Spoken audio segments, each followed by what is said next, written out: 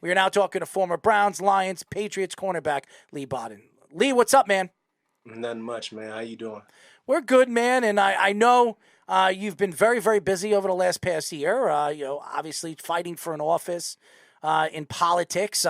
It's great when you see an NFL player, an ex-NFL player. We Herschel Walker was doing it, and now you're doing it. So I love that you're trying to help, the politic world and help different states, move forward. With all the different things that are going on in the world. So before we get into that, how are you and your family with the COVID-19 situation? We all good. Shit, it's just me, so I'm good, man. COVID, it's a virus, so I live kind of differently, so the virus won't affect me.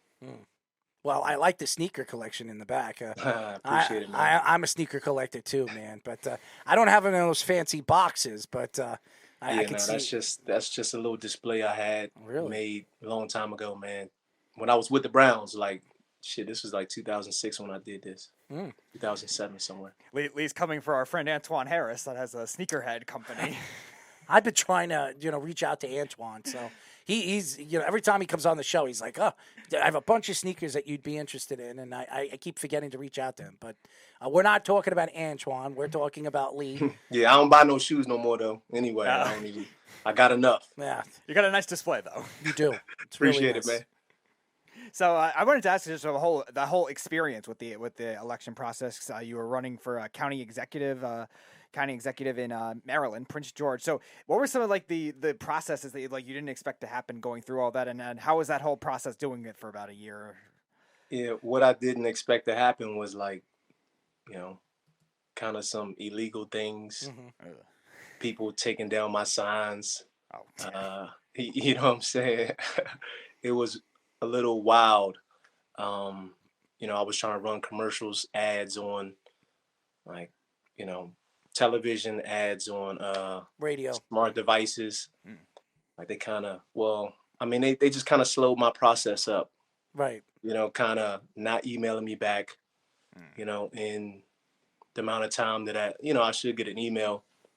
So it was just a lot of just crazy things that you wouldn't think would happen. But, those television shows and movies, it's all kind of real, man. They kind of do some crazy things in politics. Oh yeah, I believe it. They'll do anything to put your name in the dirt. Yeah, they and always for do them it. to obviously win. I mean, it's a game. To be honest, it's just like football, right? They trying to win, and they gonna do whatever it takes to win. I mean, look at the Patriots when they got caught cheating. You know what I mean? You get what I'm saying? Like people just try to win. Any advantage that they can have, they take it, man. And so. And Josh McDaniels leaves the Patriots and gets caught cheating in Denver. Hold on, Lee. The Patriots claim they weren't cheating. So, and that's why nobody actually got a chance to see those videos, because Roger Goodell just decided to torch those videos before anybody could see it. And that happens in politics as well. Yeah. Like the powers that be, the higher ups, they'll do whatever it takes to cover things up, to, again, the opposition, get rid of them, try to beat them at any cost. You know what I'm saying? That's just how it goes. It's like cutthroat, because it's like at the end of the day, you're dealing with a lot of money, a lot of power, a lot of decisions, right? And they don't want to relinquish that. You know what I'm saying? We are talking to former Browns, Lions, Patriots cornerback Leigh Bodden. Lee, the last time when we had you on the show, we spoke about the butt fumble. You were there. You actually had an interception in that game. You played a big part of that win when the Patriots won and beat the Jets. But we look at the Patriots this year, and the Patriots have not looked good. Mac Jones, who had a very good rookie season, really has not looked good this year. He actually almost lost his starting job to a backup quarterback, a sixth round, or even an undrafted quarterback. So are you surprised that Bill Belichick couldn't get this team moving in the right direction? And they're one win away from making the playoffs, even with the season that they had. Are you surprised that they have a chance to still make the playoffs? No, I'm not surprised. Obviously, Bill is a great coach. So no matter what it looks like on the outside, he has things under control and he knows what he's doing. He feel like he's doing what's best for the team. And I mean, but we all see, like, not having an offensive coordinator, how that affects the quarterback and affect just the game. pretty much. So sometimes, mad geniuses fuck up. You know what I'm saying? So it's like you just gotta kind of regroup. But let's just say he messed up, but look what position he's still in, kind of trying to figure things out. He just didn't hire anybody on the outside, anybody, of any offensive mind. So he just, it's like MacGyver. He putting shit together. You know what I mean? It is pretty crazy. Right. So it's crazy, but I think that's what they got to do is like tackle that, obviously. And Bill knows it, I'm sure. If he want to win, he gonna have to get a old coordinator, a good offensive coordinator like Bill O'Brien. Bill O'Brien, yeah, I mean he's still out there, you know what I mean. But we've seen what the Patriots can do with a good offensive coordinator and a good offensive line coach. That's vital as well. So you also played a year in Detroit as well, and they're again, it's going to be hard for them to make the playoffs, but still got a shot at that 1-16. Well, if they beat the Green Bay Packers, they're in. Even if they lose, no, Seattle has to lose too. Yeah, but if let's say Seattle, who's Seattle playing this week? The Rams. The Rams. And honestly, I don't know if the Seattle Seahawks are going to beat the Rams. You don't think so? No, I don't know. With football, you just don't know. Obviously, I mean, yes, you definitely don't know. No, so Seattle's a better team. I mean, obviously, but I don't know if there's a guarantee. Are they playing in Seattle? No, they're at LA. So. Yeah, so there's a chance. But my question is pertaining to the Lions. We're waiting for this stretch of can they put consistent playoff team, culture change together? Is this the guy, Dan Campbell? Is this the team you think that could maybe turn the tide for a team like Detroit? Well, it's looking like it. I played with Dan Campbell that year, and I mean he is who he is. What he's showing on television. That's who he is. That's what type of player he is. And you got to love that. You got to love somebody giving everything they got. You'll be right beside him or behind him or wherever he needs you to be.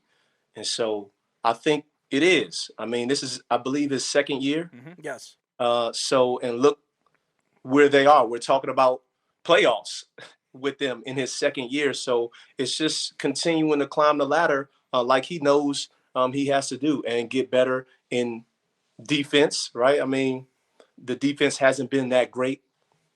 And so it's just always things to improve. And Dan Campbell is a guy that's going to look to improve every single minute.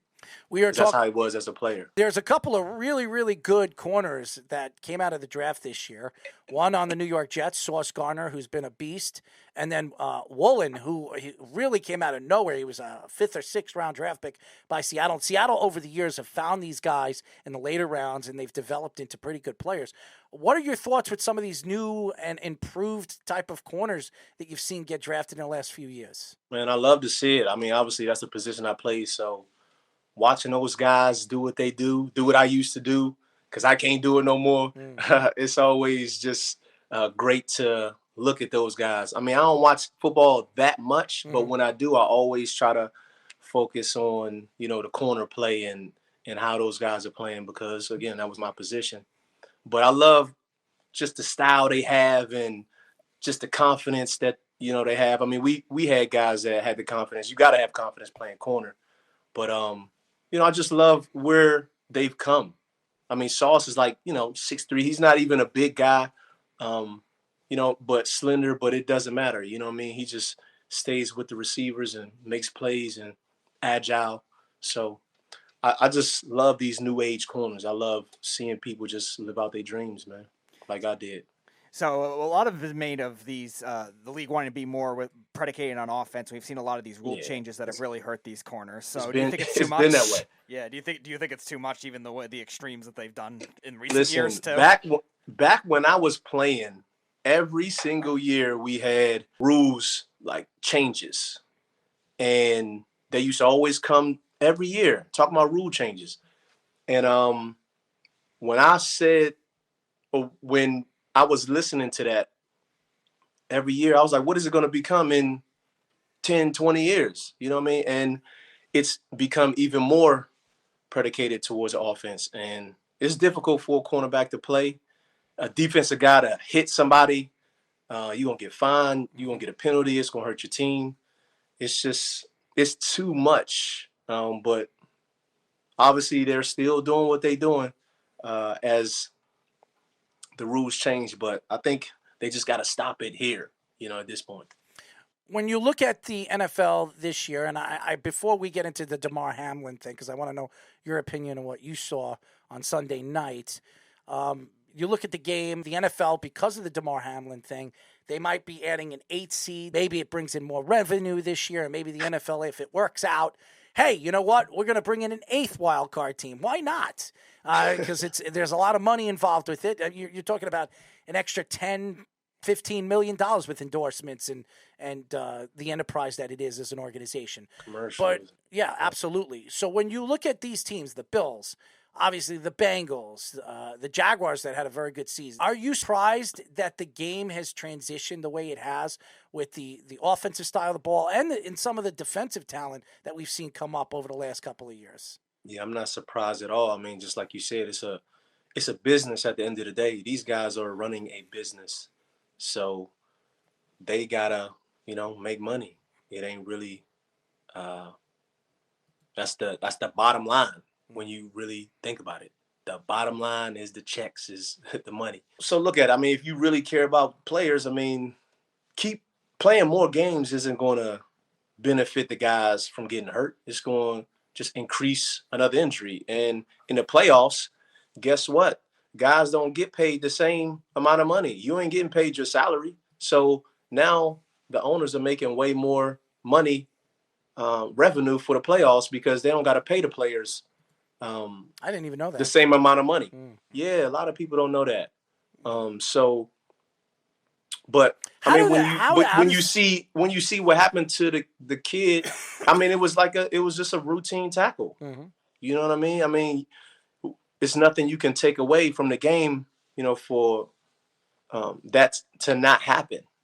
You know what I'm saying? So, but the safety of the players, obviously adding extra games ain't going to be beneficial. Well, I have a question. But for the playoffs, it's cool, I guess. How do they figure out who gets what in the playoffs if you're not getting the same salary? So how do they figure that out? Your best player, Tom Brady, what does he make more money because he's Tom Brady?